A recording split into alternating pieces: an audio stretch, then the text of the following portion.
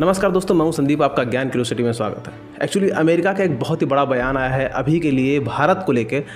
America के जो रक्षा सचिव हैं जिनका नाम है लॉयड ऑस्टिन, उन्होंने कहा है भारत के जितने भी रक्षा सौदे हैं रूस के साथ उसे जल्द से जल्द कैंसिल करना चाहिए और जितने भी हथियार भारत रूस के साथ खरीदता है उसे जल्द से जल्द मिनिमाइज़ कर दे, यानी कि कम कर दे। और भारत जितने भी हथियार रूस के साथ मिलकर ज्वाइंट एडवेंचर करके बना रहा है, डेवलप कर रहा है, उसे भी जल्द से जल्द ख़त्म करना चाहिए, क्योंकि भारत का रूस के साथ जो रक्षा सौदा है वो बिल्कुल भी घाटे का है और भारत का इसमें किसी भी तरीके का हित नहीं है। और अमेरिका ने भी कहा है कि अगर भारत को किसी भी तरीके का हथियार चाहिए, किसी भी तरीके का वेपन चाहिए, तो उसके लिए अमेरिका है, हम खुलकर भारत का सपोर्ट करेंगे हर मुद्दे पर।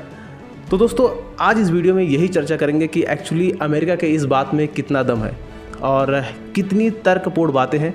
तो आप वीडियो में बने रहिए, सब कुछ डिस्कस करेंगे डिटेल में, तो वीडियो अंत तक ज़रूर देखिएगा। तो दोस्तों, अब बात करते हैं कि आखिर में अमेरिका ने इतनी बड़ी बात क्यों बोली है कि भारत को रूस के साथ किसी भी हथियार सौदों को नहीं करना चाहिए। तो आपको बता दूं कि रूस यूक्रेन के बीच में वार है। इस वार में रूस ने बहुत सारे मिसाइल फायर किए हैं यूक्रेन के ऊपर और उसमें से कुछ ऐसे मिसाइल हैं जो मिस फायर कर गए। अब इसी का ताना बाना गढ़ कर अमेरिका ये बोल रहा है कि रूस के करीब 60% ऐसे हथियार हैं जो फायर ही नहीं हुए और वो ब्लास्ट ही नहीं हुए। तो आपको बता दूं कि यहाँ पर अमेरिका का ये जो बयान है ये गलत है, क्योंकि आपको बता दूं कि जब हज़ारों की संख्या में मिसाइल फायर होते हैं किसी देश के ऊपर, तो उसमें कुछ ऐसे मिसाइल होते हैं 1-2 की संख्या में जो मिस फायर हो जाते हैं। अब उसी फ़ोटोज़ को दिखाकर प्रोपेगेंडा किया जाता है। बहुत सारे जो दुश्मन देश होते हैं उसको लेकर प्रोपेगेंडा करते हैं। अब ये क्यों, आपको बता दूं कि जब सेकेंड वर्ल्ड वार हुआ तो बहुत सारे देश लड़ाई में हिस्सा ले रहे थे और एक दूसरे के ऊपर बहुत सारे मिसाइल फायर कर रहे थे और बॉम्ब भी फायर किए थे। तो उसमें बहुत सारे ऐसे बॉम्ब हैं जो अभी भी खुदाई के दौरान मिलते हैं जो ब्लास्ट नहीं हुए थे। अब दोस्तों, जब हथियारों की बात हो रही है तो ये भी जान लेते हैं कि किसके हथियारों में कितना पावर है, कितना दम है। तो आपको बता दूं कि रशियन मेड जो हथियार हैं भारत उनका सबसे ज़्यादा इस्तेमाल करता है। करीब अभी के लिए 60% से ज़्यादा हथियार हैं हमारे पास रशियन हैं और करीब 20 से 25% जो हथियार हैं वो अमेरिकन मेड हैं। तो आपको बता दूं कि अगर हम बात करते हैं एयर डिफेंस शील्ड की, यानी कि एयर डिफेंस मिसाइल सिस्टम की, तो रशिया का महारत हासिल है। यहाँ पर रशिया के पास S-400 मिसाइल सिस्टम है जिसे भारत ने अभी तत्काल ही खरीदा है और रशिया अभी इसके नए वर्जन S-500 पर काम कर रहा है जो इससे काफ़ी ज़्यादा सुपीरियर होगा। अगर वहीं बात करते हैं अमेरिका के थार्ड सिस्टम को, तो यहाँ पर ये इतना ज़्यादा रिलायबल नहीं है। खैर, अमेरिका ने इसे बहुत सारे देशों को बेच रखा है, लेकिन S-400 S-500 के सामने ये कहीं नहीं टिकता। अगर बात करते हैं फाइटर जेट के मामले में, तो फाइटर जेट की टेक्नोलॉजी में अमेरिका बहुत आगे है, क्योंकि इनका F-35 F-22 रैप्टर जो है वो काफ़ी ज़्यादा सुपीरियर है। तो लेकिन F-22 रैप्टर ये किसी अन्य देश को नहीं बेच सकते, क्योंकि अमेरिका मानता है कि ये काफ़ी ज़्यादा एडवांस है। इसे सिर्फ और सिर्फ अमेरिकन आर्मी ही इस्तेमाल करती है, अमेरिकन एयरफोर्स ही इस्तेमाल करती है।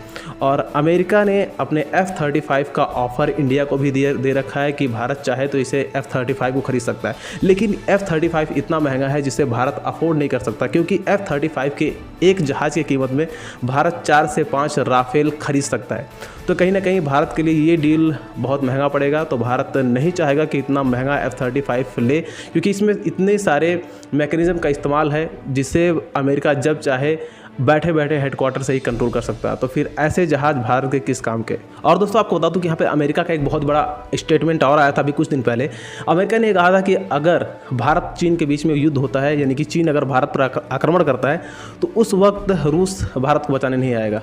तो आपको बता दूं कि पहली बात तो ये कि चीन की अभी इतनी कैपेबिलिटी नहीं है, इतनी औकात नहीं है कि भारत के ऊपर आक्रमण करे। और दूसरी बात, अगर चीन भारत के ऊपर आक्रमण करता है तो भारत के पास वो कैपेबिलिटी है कि वो अकेले चीन का जबड़ा तोड़ सकता है। तो इसमें रूस और अमेरिका को हस्तक्षेप करने की बिल्कुल भी ज़रूरत नहीं पड़ेगी।